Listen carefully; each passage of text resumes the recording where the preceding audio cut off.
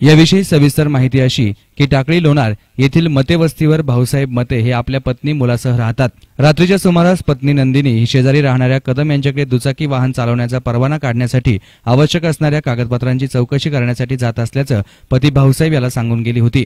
परंतु बराच वेळ झाला तरी पत्नी घरी न आल्यानं पती भाऊसाहेब यांना कदम यांच्याकडे जाऊन चौकशी केली, मात्र नंदिनी इकडे आलीच नाही असं सांगितल्यानं भाऊसाहेब यानं आजूबाजूला पाहण्यास सुरुवात केली। सगळीकडे शोधाशोध करूनही तिनं सापडल्यानं भाऊसाहेब मते यांनी घरापासून पूर्वेकडच्या बाजूने असणाऱ्या शेतामध्ये नंदिनी हिचा शोध घेतला।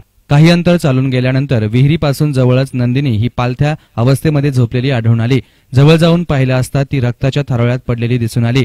घाबरलेल्या भाऊसाहेब यांनी आरडाओरडा करत शेजारच्यांना बोलावून घेतलं। या घटनेची श्रीगोंदा पोलिसांना खबर देण्यात आली।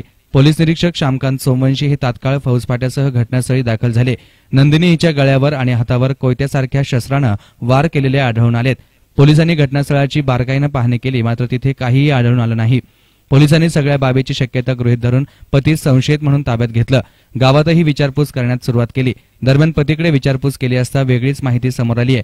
पतीने दिलेली माहिती आणि गावातील चर्चेमधून ज्या संशयिताचं नाव पुढे आलं होतं तो गावात नसल्यानं पोलिसांचा संशय आणखी बळावला। खबरामार्फत माहिती घेतली असता तो दौंड तालुक्यातील बोरी येथे असल्याचं समजलं। पोलिसांनी त्यास ताब्यात घेत त्याच्याकडे विचारपूस केली असता आपणच खून केल्याची कबुली त्यानं पोलिसांना दिली आहे। आरोपी आजीनाथ मते आणि मयत नंदिनी यांच्यामध्ये अनैतिक संबंध असल्याचं पोलीस तपासामध्ये समोर आलं असून पैशाच्या कारणावरून ही हत्या झाली असल्याची माहिती पोलीस सूत्रांनी दिली आहे। दरम्यान परिसरातील अशी पहिलीच घटना असल्यानं चांगलीच खळबळ उडाली होती। या प्रकरणाचा पुढील तपास पोलीस निरीक्षक श्यामकांत सोमवंशी करतायत।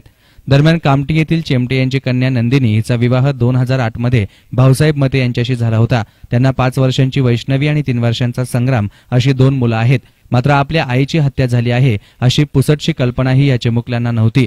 नंदिनी हिची हत्या झाल्यानं ही दोन्ही मुलं पोरकी झाल्याची भावना उपस्थितांमध्ये होती। नंदिनी हिची हत्या ही घरापासून काही अंतरावर झाली आहे।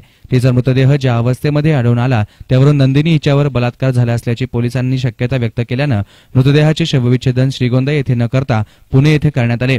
अहवाल प्राप्त झाल्यानंतरच बलात्कार झाला किंवा नाही हे स्पष्ट होणार आहे। नंदिनी हिची रात्री 8च्या सुमारास हत्या झाली होती। पोलीस उपअधीक्षक विजय लगारे, पोलीस निरीक्षक श्यामकांत सोमवंशी यांनी युद्धपातळीवर तपास करून खरा आरोपी जेरबंद करत या गुन्ह्याचा उलगडा केलाय। तपास कामात पोलीस नाईक वनाजी धामणे, रावसाहेब शिंदे, बाळासाहेब खामकर, अविनाश ढेरे, प्रकाश वाघ, भागवत शिंदे यांनी महत्वाची भूमिका बजावली। याविषयी पोलीस उपअधीक्षकांनी अधिक माहिती दिली।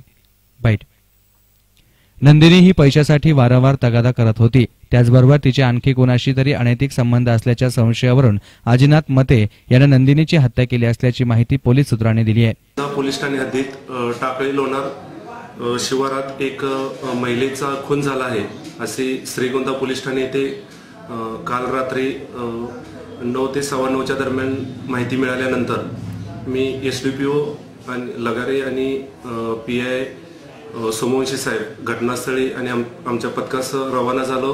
घटनास्थळ पंचनामा, इन्क्वेस्ट पंचनामा केल्यानंतर आम्हाला मिळालेल्या माहितीनुसार आम्ही एक आरोपी अटक केलेला आहे।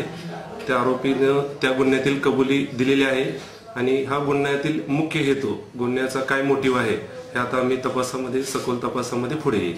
News reporter Sujit Gaikwad, S9 media, Shrigonda.